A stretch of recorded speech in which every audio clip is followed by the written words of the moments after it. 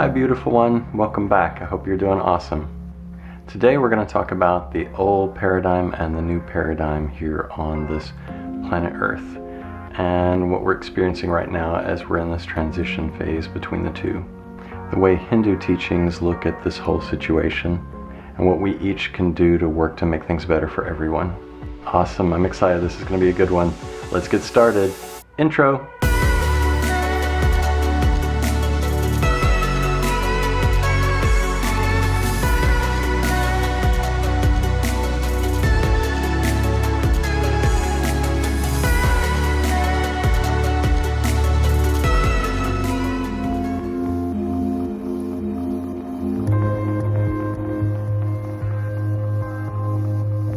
Pretty easy to look out into the world, to look on TV and movies, to look at people you work with, to look within your family and see people who are still a part of the old paradigm. They're caught up in taking care of themselves first.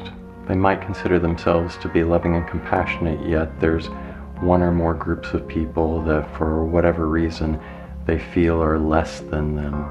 They still think capitalism is the only way and is going to be the only way forever, and is actually going to take care of them. They're caught up in ego patterns and consider the ego structure to be who they are.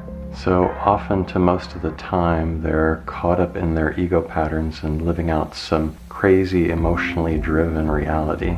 There's little thought or concern for the environment.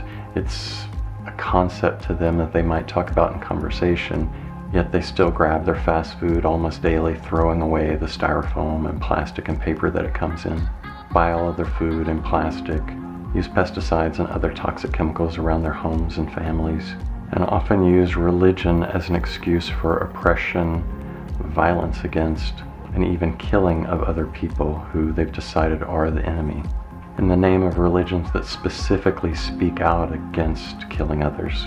The old paradigm is about greed, and it's currently set off an environmental consequence that's going to kill off most, if not all, life on the planet. Whereas the new paradigm is about love and connection and service to others and lifting up of each other, especially those who need help.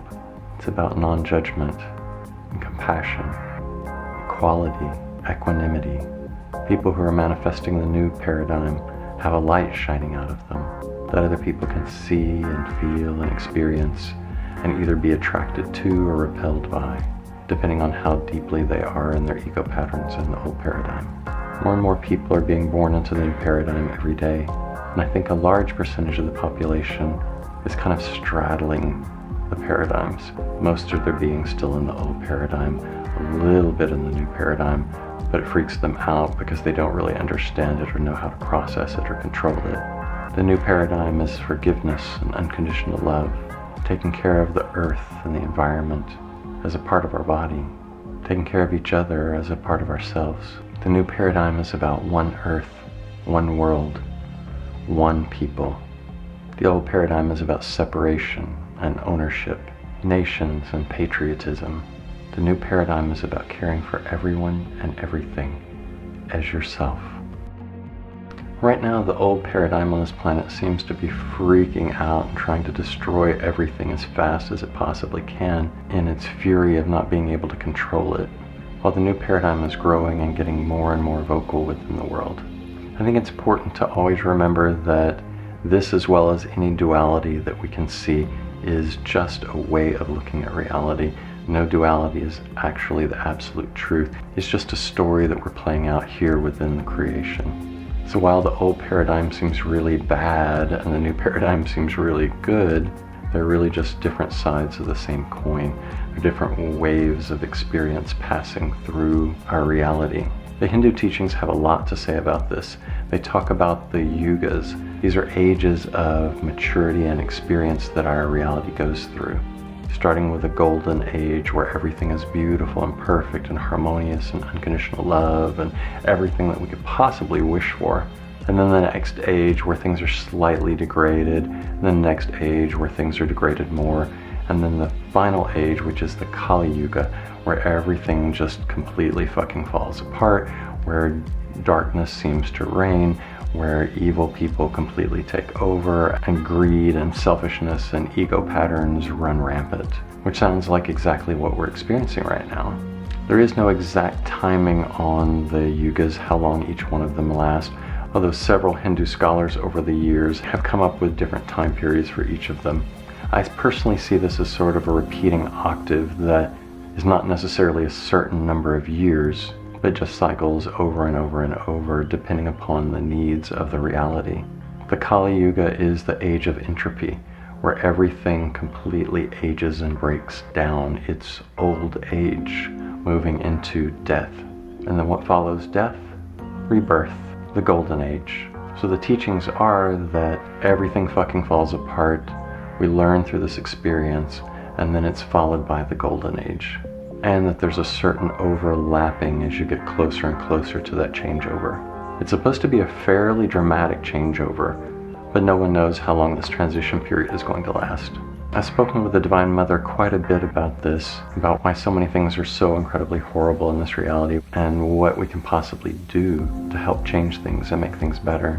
And her main teaching on this over and over and over again is live as if you are in the golden age right now. No matter how challenging it is, no matter how much your own egoic patterns get triggered, do the work and live as if you are in the golden age right now. Allow it to shine through you and affect this reality right now and everyone around you. The more people who are affected and inspired by you to open and awaken more fully, the faster and easier the transition will occur. We don't really know what this story is going to completely look like. We know it could be really horrific with climate change about to completely kick our asses.